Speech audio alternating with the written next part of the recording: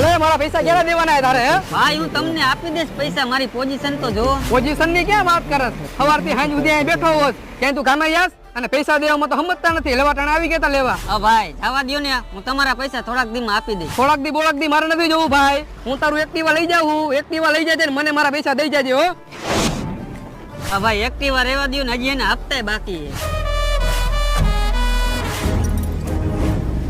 કેટલા પૈસા તારા દેવાના હે અને ક્યારનો પક્તિનો શું થાય? તું પૈસા આપીશ એમ? ખબર હે કેટલા પૈસા દેવાના હે મને? અરે ગમે એટલા પૈસા દેવાના હોય, મારો ભાઈ આઈ કામ ન હોય તો કેદી કામ આવું? ના ટી-શર્ટ મૂક, 15,000 દેવાના હે, લાવ.